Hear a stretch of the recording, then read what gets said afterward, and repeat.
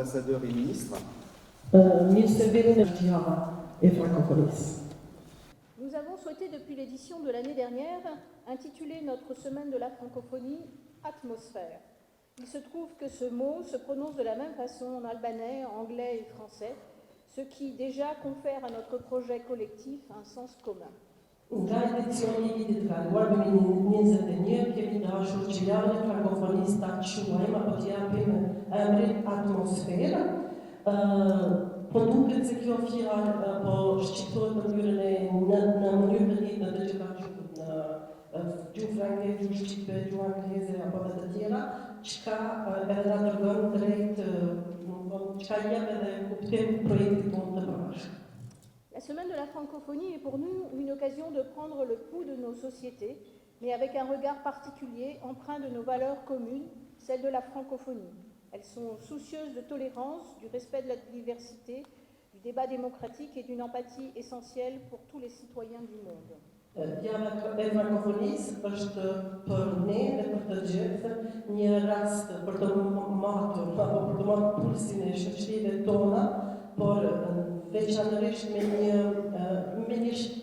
vështrim të veçantë, duke I bazuar vlerat tona të përbashkëta apo duke I bashkuar ato me ato të frankofonisë.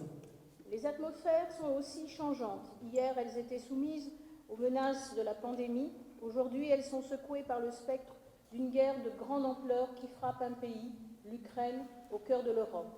Ce soir, notre soutien et notre solidarité va à l'Ukraine et au peuple durement frappé par la violence de l'agression. Sigurisht se atmosfera ka duke ndryshuar kohëve të fundit, aktualisht po jetojmë sot, po jepet një spektër tjetër, një lufte përshkallësuese që po ndodh në Ukrainë. Jemi me tërë popullin ukrainas dhe me atë çka po ndodh në Ukrainë.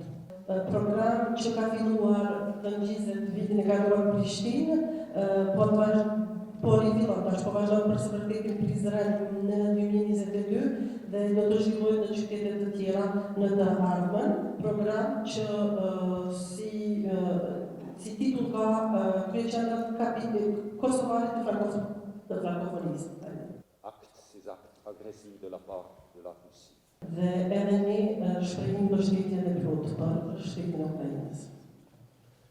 C'est avec plaisir que la Suisse participe, comme de coutume, au riche programme de la semaine de la francophonie au Kosovo. Me knatësi edhe Zvicra merr pjesë në programin e frankofonisë, program që është I pasur. Au-delà d'une langue riche et pleine d'histoire, les pays de la francophonie partagent des valeurs universelles, parmi lesquelles la diversité culturelle et linguistique, la paix, la démocratie, les droits de l'homme, l'éducation et la protection de l'environnement, essentiels au vivre ensemble. Për te gjuhës të pasur dhe plot histori, vendet e frankofonisë ndajnë vlerat e përgjithshme, universale, ndërmjet të cilave diversiteti kulturor, gjuhësor, paqja, demokracia, të drejtat e njeriut, arsimi, mbrojtja e ambientit, vlera këto esenciale, thelbësore për të jetuar së bashku. Je me réjouis de voir que le Kosovo, qui se prépare à devenir membre de plein droit de l'Organisation internationale de la francophonie, s'engage lui aussi pour les valeurs communes de la francophonie. Më gëzon fakti që po shoh Kosovën, e cila po përgatitet të bëhet anëtare me të drejta të plota të organizatave ndërkombëtare të frankofonisë dhe po angazhohet ky vend po ashtu për këto vlera të përbashkëta të frankofonisë. En ces temps incertains, je salue en particulier l'attachement du Kosovo à la promotion de la démocratie et de la paix. Në këto kohë jo të sigurta, përshëndes veprimin e Kosovës, dëshërinë e Kosovës për të promovuar demokracinë dhe paqen. je l'espère, l'inspireront le public. На этот раз амбассада за Израилом Приштин, как на день в Deutsch на 29 марта на Призрен, de Chimney nie exposit colección de fotografies de musée autorité pour las zonas y cela expressou para inspirar o público. Enfin, nous sommes heureux de présenter au Doku Kino de Prizren les œuvres de deux talentueux réalisateurs suisses-kosovars qui rappellent la proximité non seulement des relations humaines et culturelles entre nos deux pays, mais aussi la richesse et le potentiel de ces liens. În fond, ne Institutul Turcia Doku Kino de Prizren vei prate de deux réalisateurs svizzerano-kosovar shutălăitoare tot prezentaren de punăture tregon Samiri Aversin ju vetëm të marrëdhënieve njerëzore, por edhe kulturore në mes dy vendeve tona, por edhe pasurinë dhe potencialin në të dy anët.